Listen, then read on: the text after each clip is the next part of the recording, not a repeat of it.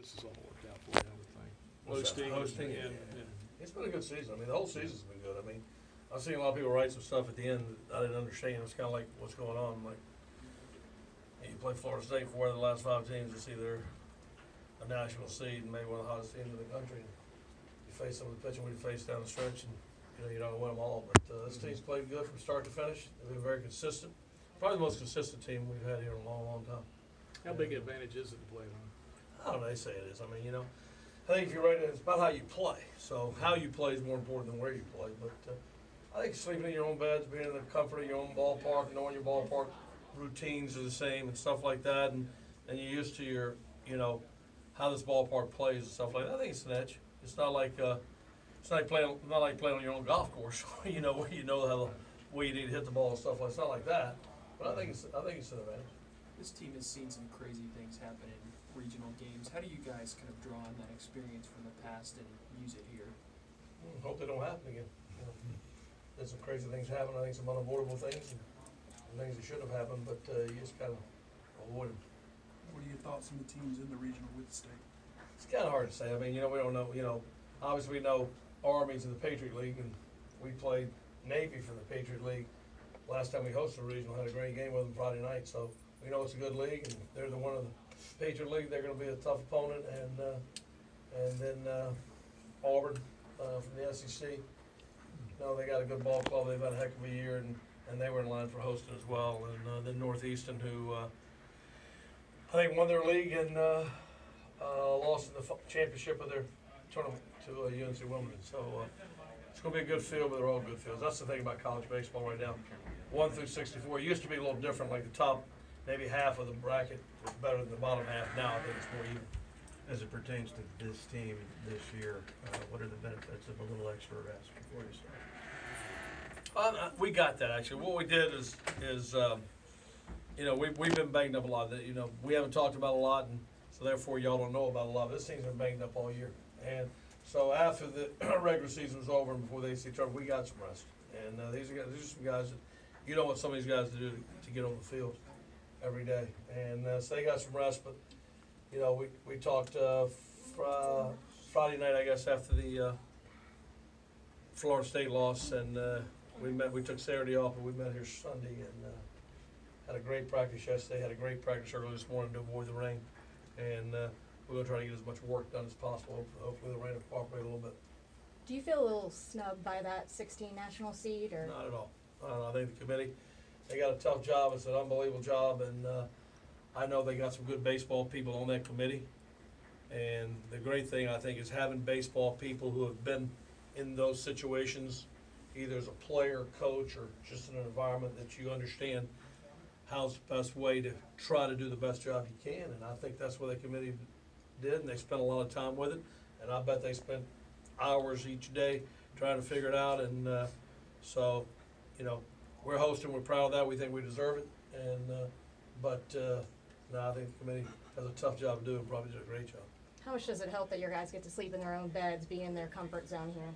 You'd have to ask them, but I think it probably helps a little bit. I think anytime you stay in your routine, that's what we try to do all year, and I think that helps a little bit. I think knowing the ballpark and being familiar with this ballpark and comfortable in your dugout and those kind of things might help a little bit too, familiarity. In order to play this game well, you have to be able to relax. Go out there and try to have fun as much as you can.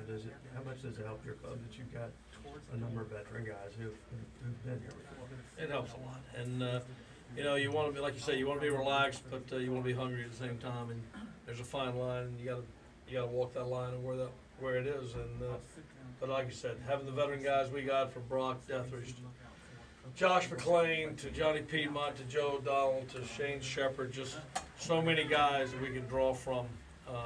Brett Kinnaman, Will Wilson, who's played the last 2 years, so Steve Patera. I mean, the list goes on and on. And so that's going to help, and then they'll relax the young guys, and hopefully we'll play well. As this week progresses, how much is it about learning about your opposition, or do you just focus on NC State? How do you? No, you do both. You do both. Focus on NC State if the weather allows, and because we need to get out and practice and work on some things, and then obviously your opponent, you try to get scout reports, but it's more about how you play than they play, but we'll do both.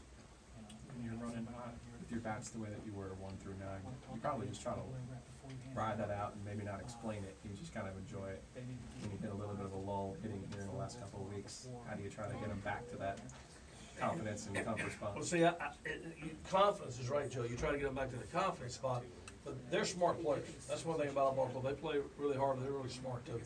And they understand their bats haven't cooled off.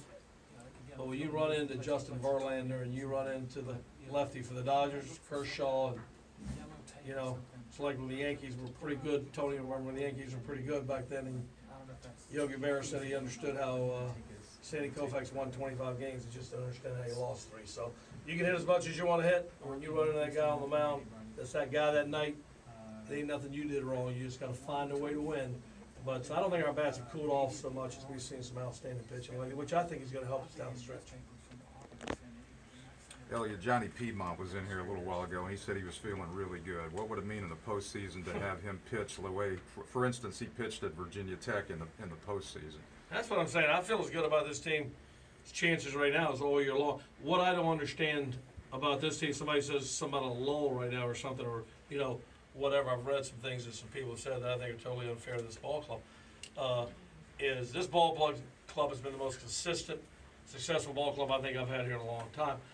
What the deal is, we've done that without a healthy Johnny Piedmont all year, without a healthy Michael Beanline all year. Beanline is as healthy as he's been all year. Is that enough? I don't know. Johnny Piedmont's as healthy as he's been all year. Is that going to continue? We hope so.